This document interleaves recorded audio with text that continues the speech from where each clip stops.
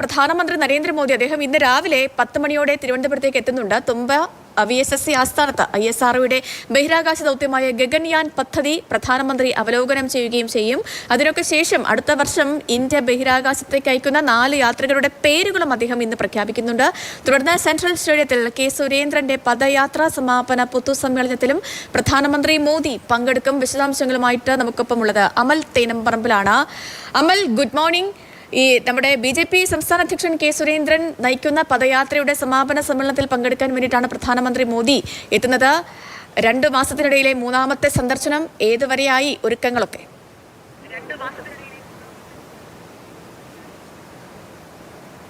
പ്രധാനമന്ത്രി 10 മണിയോടുകൂടി തിരുവനന്തപുരത്തേക്ക് എത്തും. തിരുവനന്തപുരത്ത് പ്രധാനപ്പെട്ട 2 പരിപാടികളിൽ പ്രധാനമന്ത്രി ഇന്ന് പങ്കെടുക്കുന്നുണ്ട്. അതിൽ നമ്മൾ ആകാംക്ഷയോടെ കാത്തിരിക്കുന്ന ഒരു പരിപാടി എന്ന് പറയുന്നത് വിക്രം സാരാഭായ് സ്പേസ് സെൻ്ററിലെ പ്രധാനമന്ത്രിയുടെ സന്ദർശനം തന്നെയാണ്. ആ സന്ദർശനത്തിൽ ഗഗൻയാൻ യാത്രയിൽ 3 പേരെ നമ്മൾ ബഹിരാകാശത്തേക്ക് അയക്കുന്നുണ്ട്. ആ ബഹിരാകാശത്തേക്ക് അയക്കുന്നതിൽ ഒരാൾ മലയാളിയാണ് എന്നുള്ളതാണ് മനസ്സിലാക്കാൻ കഴിയുന്നത്. 4 പേർ പരിശീലനം നേടി. അതിൽ 3 പേരാകും ബഹിരാകാശ യാത്രികരായി പോകുക. അതിൽ ആരൊക്കെ ഉൾപ്പെടും എന്നുള്ളൊരു പ്രഖ്യാപനം പ്രധാനമന്ത്രി അവിടെ വെച്ച് നടത്തും. അവിടെ ഗഗൻയാൻ പദ്ധതിയുടെ നിലവിലെ ഒരു അവസ്ഥ എന്താണ് എന്നുള്ള കാര്യം പ്രധാനമന്ത്രി വിലയിരുത്തും. അതിനുശേഷം അതുമായി ബന്ധപ്പെട്ട വിവിധ പദ്ധതികൾ കേരളത്തിലും തമിഴ്നാട്ടിലുമായി പുരോഗമിക്കുന്നുണ്ട്. അതുമായി ബന്ധപ്പെട്ട ഉദ്ഘാടന ചടങ്ങുകളിലും പ്രധാനമന്ത്രി പങ്കെടുക്കും. അവിടേക്ക് മറ്റാളുകൾക്ക് പ്രവേശനമില്ല.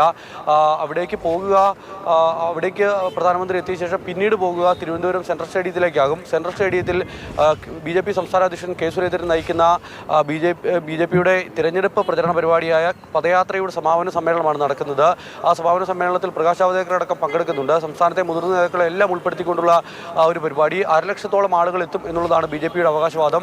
ആ സെൻട്രൽ സ്റ്റേഡിയത്തിലെ പരിപാടിയിൽ പങ്കെടുത്ത ശേഷം പിന്നീട് പ്രധാനമന്ത്രി 1 മണിയോടുകൂടി അവിടെ നിന്നും തമിഴ്നാട്ടിലേക്ക് പുറപ്പെടും. തിരുവനന്തപുരം വിമാനത്താവളത്തിലെത്തി തമിഴ്നാട്ടിലേക്ക് പോകുന്ന മോദി നാളെ വീണ്ടും തിരുവനന്തപുരത്തേക്ക് എത്തുന്നുണ്ട്. തിരുവനന്തപുരത്ത് നിന്നുമാണ് പിന്നീട് മഹാരാഷ്ട്രയിലേക്ക് പോകുന്നത്. 3 ദിവസങ്ങളിലായി കേരളം, തമിഴ്നാട്, മഹാരാഷ്ട്ര 3 സംസ്ഥാനങ്ങളിലെ വിവിധ പദ്ധതികൾ ഉദ്ഘാടനം ചെയ്യാനും രാഷ്ട്രീയ പരിപാടികളിൽ പങ്കെടുക്കാനുമാണ് പ്രധാനമന്ത്രി ഉദ്ദേശിക്കുന്നത്. എന്തായാലും തമിഴ്നാട്ടിൽ വലിയ പ്രഖ്യാപനങ്ങൾ ഉണ്ടാകും എന്നുള്ളതാണ് നമ്മൾ പ്രതീക്ഷിക്കുന്നത്.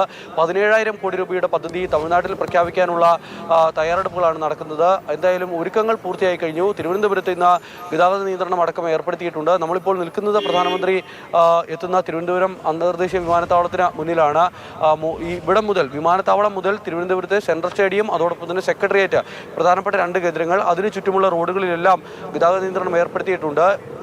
പ്രധാനമന്ത്രി തിരികെ പോയതിനു ശേഷം മാത്രം ഉച്ചയ്ക്ക് 2:30 മാത്രമേ ഈ ഗതാഗത നിയന്ത്രണം ഒഴിവാക്കൂ. പ്രധാനമന്ത്രിയെ സ്വീകരിക്കാനായി BJP പ്രവർത്തകരടക്കം വിമാനത്താവളത്തിൽ സജ്ജരായി നിൽക്കുന്നുണ്ട്. ശരി അമൽ.